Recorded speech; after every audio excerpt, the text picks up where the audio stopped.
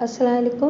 Welcome to my channel voice over by Amna Shah. I hope कि आप खुश होंगे। कहानी शुरू करने से पहले आपसे रिक्वेस्ट है कि अगर आपको मेरा कंटेंट पसंद आता है तो प्लीज़ मेरे चैनल को सब्सक्राइब करें और लाइक करें। आइए कहानी का आगाज़ करते हैं। ज़रीना की बाबत मैंने जो बातें सुनी थीं वो ठीक निकली। वो बहुत कम बोलती थी, मेरे साथ बात करती थी तो पता चलता था कि ज़ुबान उसका साथ नहीं दे रही। वो चालाक नहीं थी। मुझको पता था कि ये लड़की अभी टूट फूट जाएगी। तुम कहती हो कि मेरे आने से पहले तुम अब्बास के घर आई थी।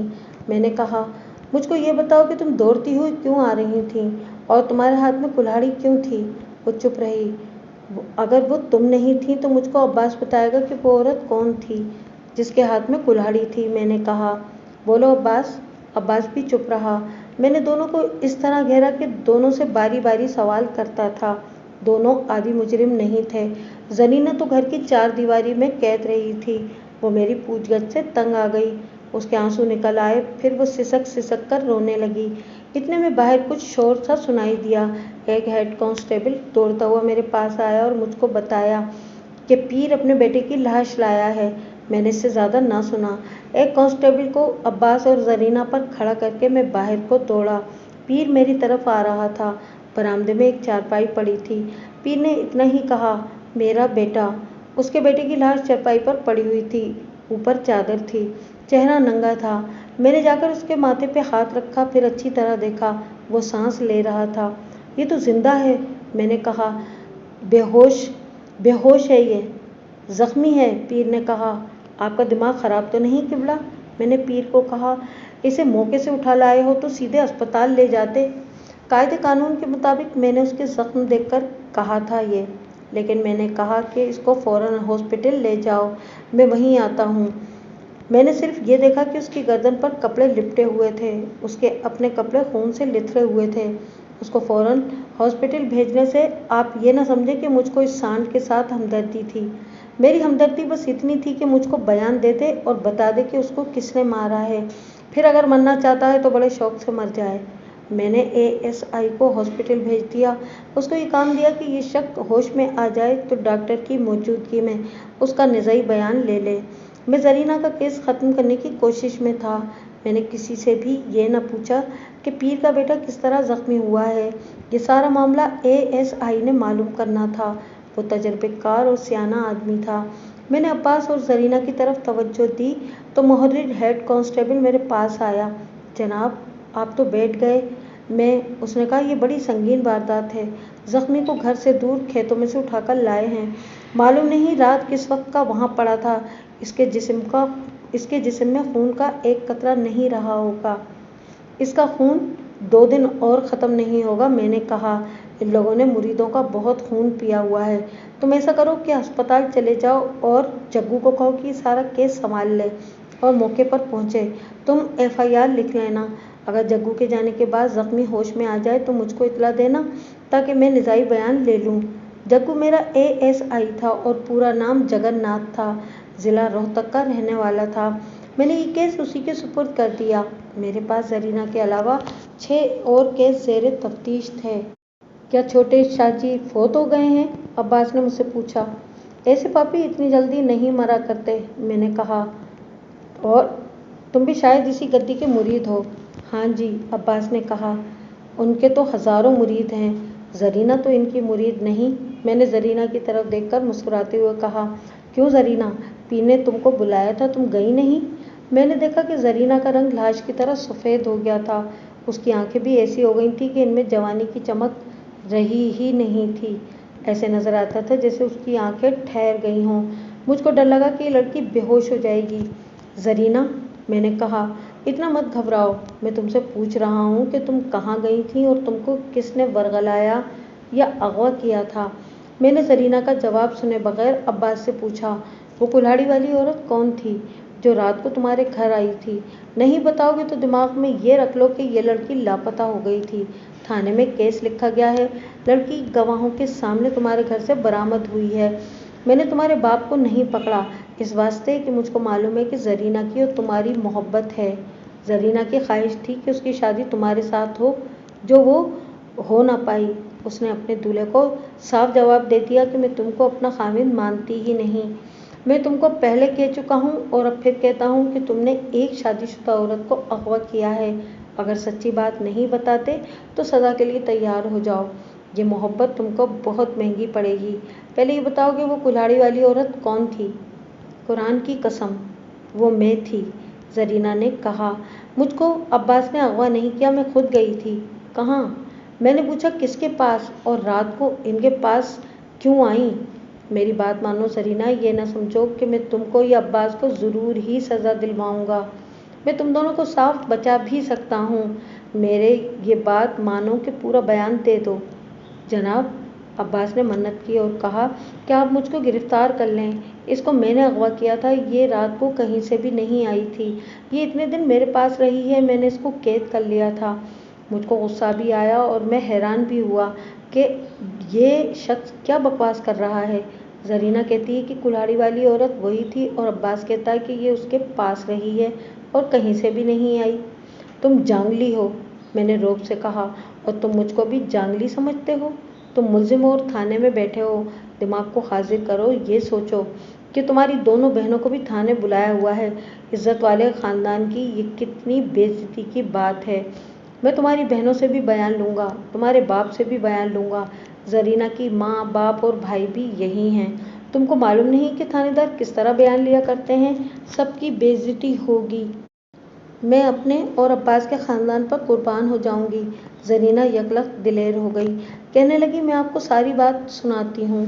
अब्बास मुझको बचाने के वास्ते झूठ बोल रहा है। ये मेरी जगह गिरफ्तार होना चाहता है। मुझको अपने अल्लाह का आसरा है। आप थानेदार हैं, आप मेरी गैरत को नहीं समझेंगे। मुझको सबने बताया था कि ज़रीना चुप रहती है, मगर उसकी ज़ुबान बड़ी तेज़ चल रही थी। मैंने ये भी देखा कि उसका चेहरा जो लाश की तरह सफ़ेद हो गया था, वो सुर्ख हो गया और उसकी आंखों में जवानी की चमक वापस आ गई। वो अपने असली हुस्न में आ गई। मेरा अल्लाह गवाह है कि मैंने इस लड़की के चेहरे पर नूर देखा। मुझको वो बदमाश और बदकार नहीं लगती थी। मैंने उसको कहा कि मुझको बिल्कुल सच और पूरी बात सुना दे, ज़रा भी झूठ न बोले। मैंने जो कहा है वो खुदा ने देखा है, ज़रीना ने कहा। मुझको खुदा की मदद पर भरोसा है। आपके आगे झूठ बोलूँगी तो खुदा के आगे झूठ बोलूँगी।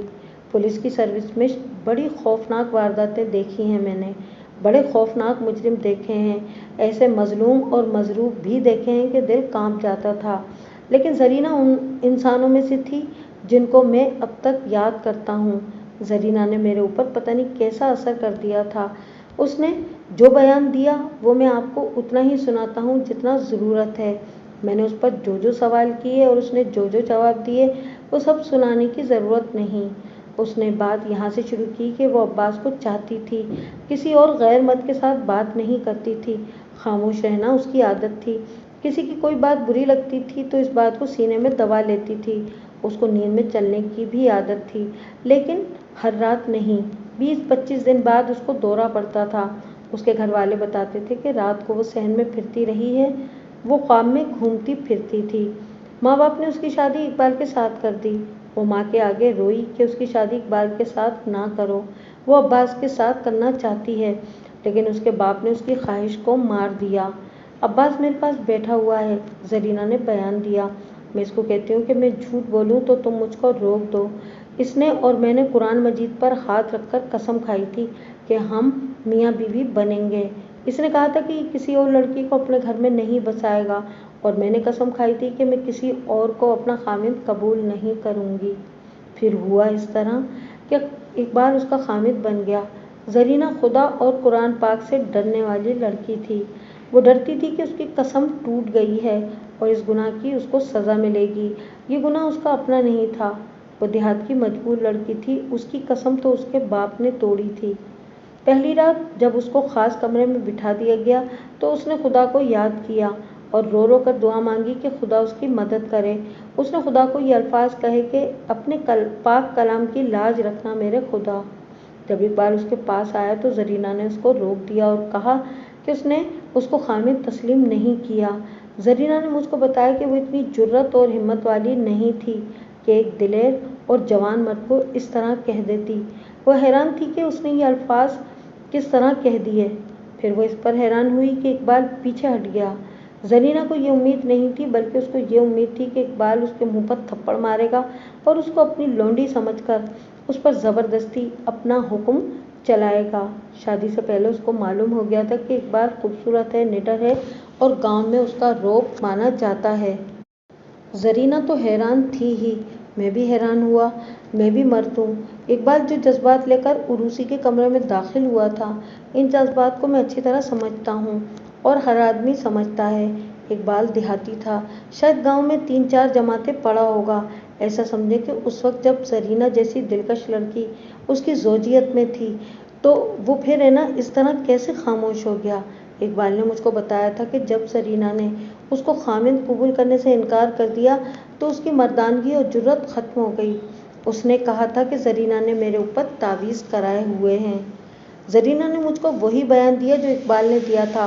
पूरा 1 महीना इकबाल ने उसको अपनी बीवी बनाने की जुर्रत ना की, बल्कि 3-4 मरतबा जरीना की मिन्नत की। जरीना ना मानी। उसने इकबाल को धुतकारा नहीं, उसको उसके साथ अच्छा सलूक करती रही और उससे बातचीत भी करती रही।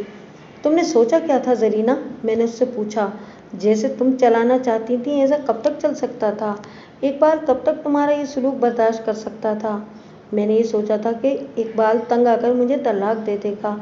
जरीना ने जवाब दिया, अगर तलाक नहीं देगा तो मुझको मार पिटाई करेगा, फिर मैं उसको बदनाम करूंगी और ये मुझको कत्ल कर देगा या मैं तंग आकर खुदकुशी कर लूँगी।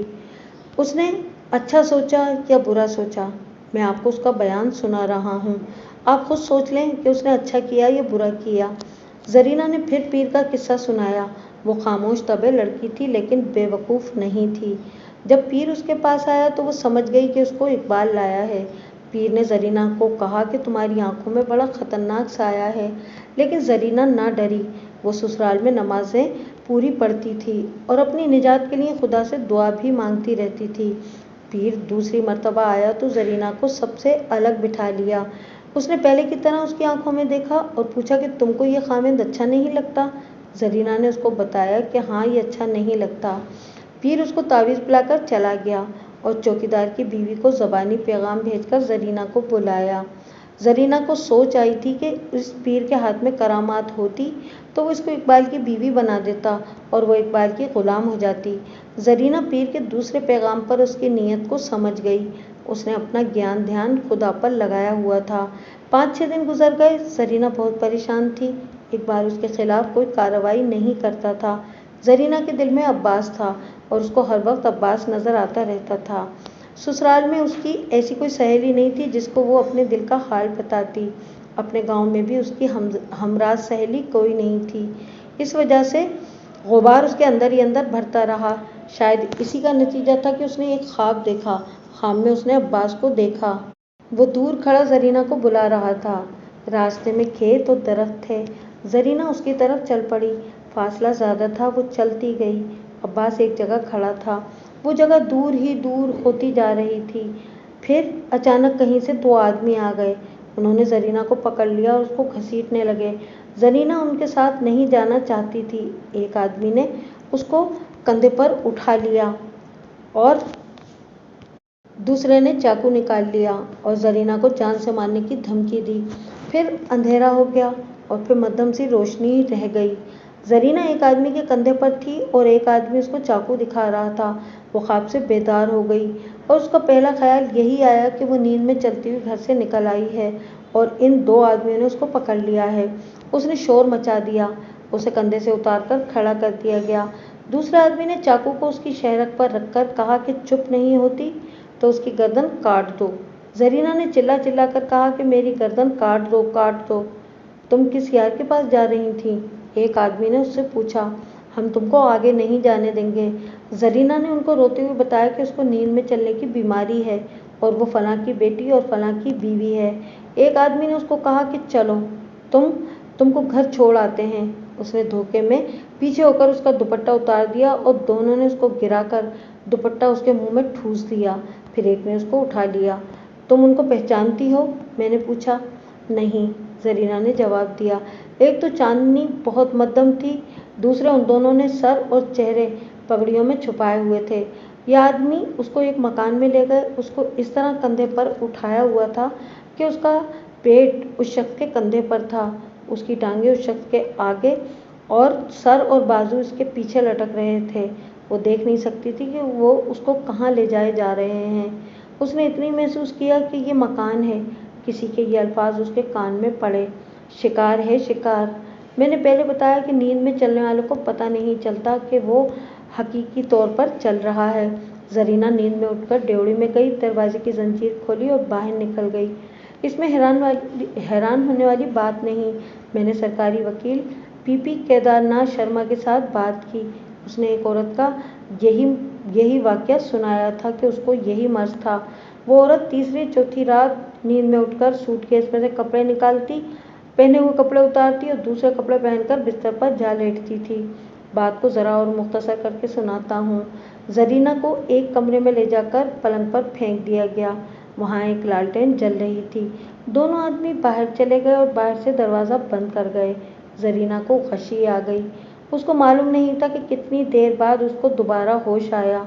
जब उसकी आंख खुली तो उसके पलंग पर पीर बैठा हुआ था। जरीना घबराकर उठ बैठी।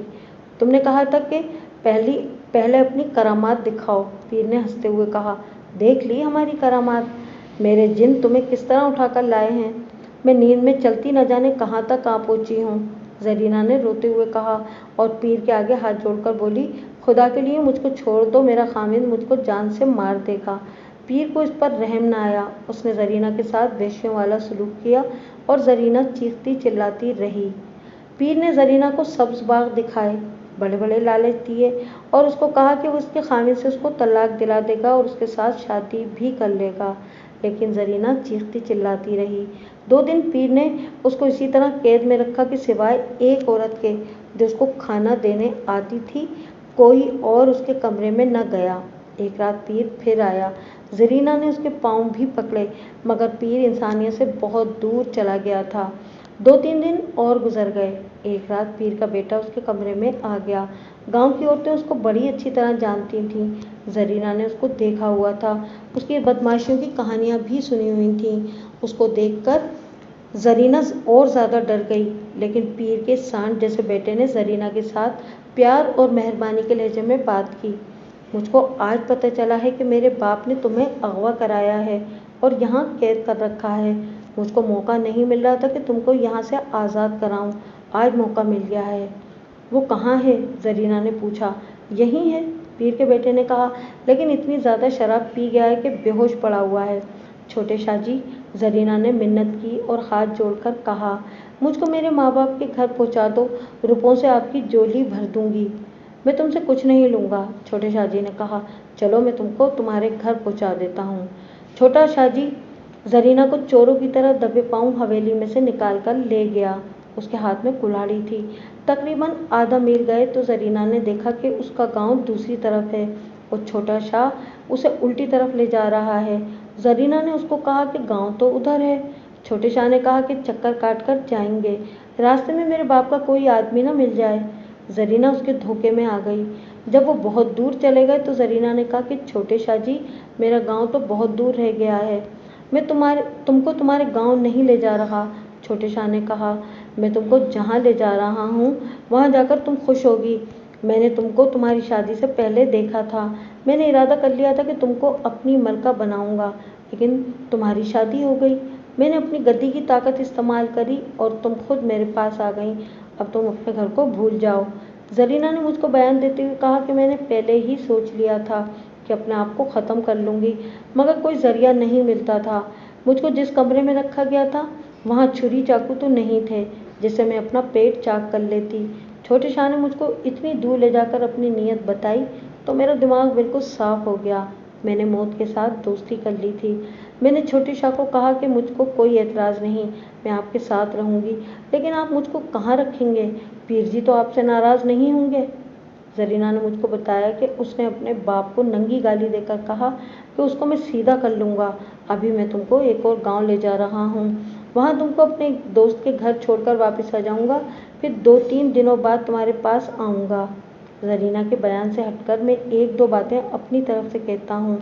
इन पीरों की अंदरूनी दुनिया में इस तरह के जुर्म जो जरीना मुझको सुना रही थी, कोई अजीब बात नहीं। इन पर पर्दा डालने के वास्ते इनके मुरीद मौजूद होते हैं। आप किसी पीर के मुरीद को कहें कि उसका पीर बदमाशी करता है तो वो मुरीद आपकी खोपड़ी तोड़ देगा। इन पीरों की हवेलियों में बाप बेटी की रकाबत और दुश्मनी भी एक आम बात है। ये छोटा शाहजी जरीना को मलका बनाने का कोई इरादा नहीं रखता था। मुझको पहले थोड़ा थोड़ा मालूम था, बाकी बाद में मालूम हो गया कि बाप और बेटे की आपस में दुश्मनी थी। उसको मालूम हो गया कि उसके बाप ने खूबसूरत लड़की को अगवा कराया है। बेटे ने लड़की को बरगला लिया। ये जरीना की बदकिस्मती थी कि वो नींद में बाहर निकल गई और रास्ते में पीर के 2 आदमी मिल गए। उन्होंने इतने कीमती शिकार का इनाम बहुत सा लिया होगा और अब इस बाप का बेटा जरीना को कहीं और ले जाकर खराब करना चाहता था। इसके बाद पता नहीं वो जरीना का क्या करता। जरीना ने रास्ते में उसको कह दिया कि उसको उसके साथ जाने में कोई एतराज़ नहीं। जरीना ने दरअसल छोटे शाह पर अपना एतबार जमाया था। छोटा शाह खुश हो गया। वो जगह गांव से दूर वीरान और सुनसान जगह थी। छोटे सरकार ने जरीना को ये कहा कि थोड़ी देर बैठकर प्यार मोहब्बत की बातें करते हैं। जरीना ने हंसते हंसते उसके हाथ से कुल्हाड़ी ले ली। थोड़ी देर तक जरीना उसके साथ प्यार मोहब्बत की बातें करती गई। ज़रा और आगे जाकर जरीना पीछे हो गई और पीछे से उसने छोटे शाह को पूरे जोर से कुल्हाड़ी मारी। ये वार छोटे शाह के कंधे पर गर्दन के करीब लगा। वो पीछे मुड़ा तो जरीना ने दूसरा वार किया। ये दूसरे कंधे पर पड़ा। छोटा शाह 2 जख्मों से गिरने वाला नहीं था। वो जरीना को पकड़ने के लिए आगे बढ़ा। जरीना औरत थी। उसने कुल्हाड़ी कभी नहीं चलाई थी। छोटे शाह को अपनी तरफ आता देखकर जरीना ऐसी घबराई कि कुल्हाड़ी को हाथों में संभाल न सकी। उसने उल्टे कदमों से पीछे हटते हुए कुल्हाड़ी का एक और वार कर दिया, लेकिन कुल्हाड़ी उल्टी थी, यानी उसका ब्लेड पीछे को था। कुल्हाड़ी छोटे शाह के सर पर हथौड़े की तरह लगी। इससे जरीना को ये फायदा हुआ कि सर पर चोट लगने से छोटा शाह बेहोश हो गया। जरीना को अपने गांव का रास्ता मालूम था। वो दौड़ पड़ी। उसने कुल्हाड़ी फेंक दी, लेकिन आगे जाकर फिर वापस आ गई। उसने इस वास्ते कुल्हाड़ी उठा ली कि रास्ते में उसको कोई और बदमाश मिल गया तो कुल्हाड़ी से उसका भी दिमाग खोल देगी। उसने मुझको कहा था कि उसने मौत के साथ दोस्ती कर ली थी, लेकिन एक आदमी को मारकर उसका जो हाल हुआ उसको वो बयान नहीं कर सकती थी। वो बयान देते वक्त कांप रही थी और उसकी जुबान ठीक तरह से अल्फाज नहीं निकालती थी। उसने रो रो कर खुदा से मदद मांगी। उसने कोई फैसला न किया कि किसके पास जाए, अपने माँ बाप के पास, इकबाल के पास या फिर अब्बास के पास। वो कुछ दौड़ती कुछ तेज चलती एक गांव के करीब पहुंच गई। वहां उसको पता चला कि ये अपना ही गांव है। वो दौड़ती हुई अब्बास के घर चली गई। अब्बास और उसके बाप और उसकी बहनों ने जरीना के हाथ में कुल्हाड़ी देखी जिस पर खून था, और उसके कपड़े देखे जिन पर खून के छींटे पड़े हुए थे, तो सब सख्त घबराए। जरीना के मुंह से बात नहीं निकलती थी। बड़ी मुश्किल से उसने इनको यही वारदात सुनाई जो मैं आपको सुना चुका हूँ। अब्बास के बाप ने जरीना के माँ बाप और भाइयों को बुला लिया। सब चकरा गए। इनकी समझ में नहीं आ रहा था कि क्या करें। उन्होंने ये काम किया कि जरीना को अब्बास की एक बहन के कपड़े पहना दिए और उसके खून आलूद कपड़े छुपा दिए। कुल्हाड़ी से खून धोकर कुल्हाड़ी छुपा दी। इन सब के दिमाग जवाब दे गए और फिर मैंने उनको जाकर पकड़ लिया। जनाब, जरीना का बयान ख़त्म होने पर अब्बास ने मुझको कहा, एक मेहरबानी करें, लिख लें कि छोटे शाहजी को मैंने कुल्हाड़ी मारी है। ये जुर्म मेरे नाम कर दें और जरीना को छोड़ दें। सच्ची बात यह कि मैं भी चकरा गया था। मुझको इस पीर और उसके छोटे शाह से पहले ही नफरत थी। ये नफरत गुस्से में बदल गई। मुझको इस खबर का इंतज़ार था कि पीर का बेटा जिंदा है या मर गया। मैंने अपने जहन में फैसला कर लिया कि जरीना को बचाऊंगा और पीर को जरीना के अगवा और जबरी आबरूरेज़ी के जुर्म में गिरफ्तार करके सज़ा दिलवाऊंगा। जरीना और अब्बास को मैंने अलग बिठा दिया और इन दोनों के बापों को अपने पास बुलाकर कहा कि अपनी मस्तूरात को साथ लेकर अपने घर चले जाएं और जरीना के खून आलूद कपड़े जला दें, और उनको ये भी कहा कि कुल्हाड़ी का दस्ता तोड़कर जला दो और उसका ब्लेड मवेशियों की खुली में या कहीं और ज़मीन में दबा दो या गांव के कुएं में फेंक दो, मगर इस तरह कि कोई देख ना सके। इनको और भी बहुत सारी बातें समझाई और रुखसत कर दिया। इसके बाद अस्पताल से इतला आई कि छोटा शाह बयान देने के काबिल हो गया है। एएसआई मौके पर गया हुआ था। मैं अस्पताल पहुंच गया। छोटा शाह पूरी तरह होश में था। پیر اس کے پاس بیٹھا ہوا تھا۔ میں نے پیر کو کہا کہ وہ باہر نکل جائے۔ وہ باہر نہیں جا رہا تھا۔ میں نے آنکھیں دکھائیں تو وہ باہر چلا گیا۔ کیوں چھوٹی سرکار؟ میں نے پیر کے بیٹے سے پوچھا۔ یہ جرأت کس بدبخت نے کی ہے؟ ذرا نام تو لو، میں اسے 10 سال قید دلواؤں گا۔ پتہ نہیں جناب، اس نے کہا۔ وہ دو تین آدمی تھے، دونوں نے میرے اوپر کلہاڑیاں چلائیں اور میں بے ہوش ہو گیا۔ اب جب دیکھی ہے تو جیب میں جو تھوڑی سی رقم تھی وہ غائب ہے۔ مجھ کو دھکا سا لگا۔ یہ شخص کیا کہہ رہا ہے؟ کیا یہ ہوش میں ہے؟ اس کے سر پر ضرب پڑی تھی، کیا یہ ضرب کا اثر ہے؟ بھائی میں کیا کہہ رہا ہوں اور آپ کیا کہہ رہے ہیں چھوٹی سرکار؟ میں نے پوچھا۔ کیا آپ پوری طرح ہوش میں ہیں؟ پوری طرح ہوش میں ہوں، اس نے کہا۔ آپ تھانے دار صاحب ہیں اور یہ ڈاکٹر صاحب ہیں۔ میں نے اور ڈاکٹر نے اس کے ساتھ گپ شپ کی طرح باتیں کیں تو پتہ چلا کہ وہ مکمل ہوش میں ہے۔ اس نے یہی بیان دیا کہ 3 آدمیوں نے اس کو روکا اور اس پہ کلہاڑیاں چلائیں۔ ان آدمیوں کے ساتھ کوئی عورت تو نہیں تھی؟ میں نے اس سے پوچھا اور اس کی آنکھوں میں آنکھیں ڈال کر میں مسکرایا۔ نہ جناب، اس نے جواب دیا، کوئی عورت نہیں تھی اور یہ عورت کا چکر بھی نہیں ہے۔ میں نے منہ اس کے کان کے ساتھ لگا کر کہا، مجھ کو معلوم ہے کہ یہ کیا چکر تھا۔ اگر چاہتے ہو تو میں وہی بیان لکھوں گا جو آپ دے رہے ہو۔ ہاں ہاں، اس نے کہا، یہی لکھو جو میں کہہ رہا ہوں۔ میں اپنی بے عزتی نہیں کرانا چاہتا۔ میں سمجھ گیا کہ وہ نہیں چاہتا کہ کسی کو یا اس کے باپ کو پتہ چلے کہ وہ اس کا شکار اڑا کر لے جا رہا تھا اور شکار کا شکار ہو گیا۔ اور آپ کسی کے خلاف مقدمہ درج بھی نہ کریں، اس نے کہا۔ میری طرف سے کوئی عرض رپورٹ نہیں ہے۔ اگر وہ رپورٹ درج نہیں کرانا چاہتا تھا تو میرے اوپر اپنے آپ رپورٹ درج کرنے کی کوئی پابندی نہیں تھی، لیکن اس کے باپ کے ساتھ بات کرنا ضروری تھا۔ میں نے پیر کو اندر بلا کر بتایا کہ اس کا بیٹا کیا کہتا ہے۔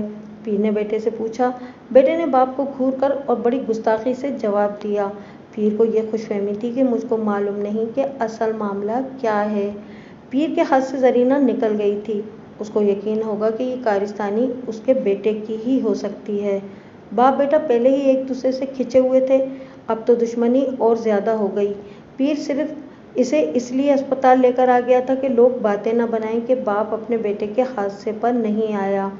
مجھ کو کچھ بتائیں جناب، میں نے پیر سے پوچھا۔ آپ اپنے بیٹے پر کسی کے حملے کا کیس درج کرائیں گے؟ مجھ کو کیا پتہ ہے یہ کہاں زخمی ہوا ہے، پیر نے کہا۔ میری طرف سے کوئی رپٹ نہیں۔ قصہ مختصر یہ ہے کہ پیر اور اس کے بیٹے نے کوئی رپورٹ درج نہ کرائی۔ مجھ کو خوشی ہوئی کہ زرینہ صاف بچ گئی ہے، لیکن میرے سامنے مسئلہ یہ تھا کہ زرینہ کے ساتھ پیر نے جو سلوک کیا تھا اس کی اسے سزا کس طرح دلاؤں۔ سب سے مشکل بات یہ تھی کہ زرینہ ان 2 آدمیوں کو شناخت نہیں کر سکتی تھی جو اس کو پکڑ کر پیر کے پاس لے گئے تھے۔ یہ بھی ثابت نہیں کیا جا سکتا تھا کہ پیر نے زرینہ کو قید میں رکھا اور اس کے ساتھ غیر انسانی سلوک کیا۔ زرینہ کسی اور جگہ سے برآمد ہوئی تھی۔ میں پیر کو الگ لے گیا۔ میری بات دھیان سے سنو پیر صاحب، میں نے اس کو کہا۔ مجھ کو معلوم ہے کہ یہ واردات کس طرح ہوئی ہے۔ زرینہ میرے پاس ہے۔ آپ نے جو جرم کیا ہے وہ مجھ کو معلوم ہے۔ آپ کے بیٹے نے آپ کے شکار پر ہاتھ صاف کر دیا مگر خود رگڑا گیا۔ میں آپ کو گرفتار کر سکتا ہوں۔ آپ اس علاقے میں نئے آئے ہو، اس نے کہا۔ مجھ پر ہاتھ ڈالنے کی کبھی غلطی بھی نہ کرنا۔ اگر آپ میرے آدمیوں کو پکڑو گے اور ان سے اقبالی بیان لے لو گے تو آپ کو عدالت میں شرمندہ ہونا پڑے گا۔ وہ اقبالی بیان سے منحرف ہو جائیں گے۔ تم جو کچھ ہو وہ میں جانتا ہوں۔ میں نے اس کو آپ کی بجائے تم کہنا شروع کر دیا۔ میں تم کو یہ کہنا چاہتا ہوں کہ اپنی بدمعاشیوں کو اپنے گھر کے اندر رکھو۔ اگر تم نے زرینہ کے خلاف زبان کھولی یا اس کے ماں باپ کو یا اس کو اس سلسلے میں کسی قسم کی طرح پریشان کیا تو میں تمہاری پیری کو ننگا کر دوں گا۔ یہ نہ سمجھنا کہ میں تم کو گرفتاری اور سزا کی دھمکی دے رہا ہوں۔ میں تم کو تمہارے بیٹے کے ہاتھوں مروا دوں گا۔ تمہاری لاش اس وقت ملے گی جب آدھی گیدڑ اور کتے کھا چکے ہوں گے۔ میں دراصل زرینہ کو بچا رہا تھا۔ میں نے پیر کو یہ نہ بتایا کہ اس کے بیٹے کو زرینہ نے مارا ہے۔ پیر کے ساتھ ذرا گرما گرمی ہوئی، آخر وہ دوستی بنانے پر اتر آیا۔ اس نے کہا کہ پہلے تھانے دار کو کچھ رقم ماہوار دیا کرتا تھا، اگر میں زیادہ رقم لینا چاہوں تو وہ میرا وظیفہ لگا دے گا۔ میں نے انکار کر دیا اور اس کو خبردار بھی کیا۔ مجھ کو زیادہ خطرہ پیر کے بیٹے کی طرف سے تھا۔ ابھی وہ ٹھیک حالت میں نہیں تھا۔ میں نے سوچا کہ 2-3 روز بعد اس کے ساتھ بات کروں گا۔ میں تھانے چلا گیا اور زرینہ اور عباس کو کچھ باتیں سمجھا کر گھر چلے جانے کو کہا۔ دونوں نے مجھ کو اس طرح دیکھا جیسے ان کو میری زبان پر یقین نہیں آیا۔ آپ ہم کو پھر بلائیں گے؟ زرینہ نے پوچھا۔ نہیں، میں نے کہا، میں تم کو کیا سمجھا چکا ہوں، میں تم کو نہیں بلاؤں گا۔ یہ تم سوچ لو کہ خاوند کے گھر جاؤ گی یا اپنے ماں باپ کے گھر، یہ تمہارا معاملہ ہے۔ وہ دونوں چلے گئے۔ میں تیسرے روز اسپتال گیا۔ پیر کا بیٹا بہت بہتر ہو گیا تھا۔ میں نے اس کو وہی باتیں کیں جو میں نے پیر کو کہی تھیں۔ مزید یہ کہا کہ تم کو شرم آنی چاہیے کہ ایک عورت نے تم کو الٹا کر دیا ہے۔ میں بدلہ لوں گا، اس نے کہا۔ اگر زرینہ اغوا ہو گئی یا قتل ہو گئی تو میں سیدھا تمہارے گھر آ کر تم کو گرفتار کر لوں گا، میں نے کہا۔ سزا دلوا کر رہوں گا۔ اگر تم نے ویسے اسے تنگ کیا تو سوچ لو چھوٹے شاہ، علاقے کے سارے گنڈے بدماش میرے ہاتھ میں ہیں۔ یہ تو لمبی باتیں ہیں، ان کو یہیں رہنے دیں۔ 8-10 روز بعد کسی نے مجھ کو بتایا کہ اقبال نے زرینہ کو طلاق دے دی ہے، اور وہ 4 مہینے عدت کے گزارنے کے بعد پتہ چلا کہ زرینہ اور عباس کی شادی ہو گئی ہے۔ اس کے بعد میں 1.5 سال اس تھانے میں رہا۔ اس عرصے میں مجھ کو پیر اور اس کے بیٹے کے خلاف زرینہ کے معاملے میں کوئی رپورٹ نہ ملی۔ بعد کا مجھے پتہ نہیں۔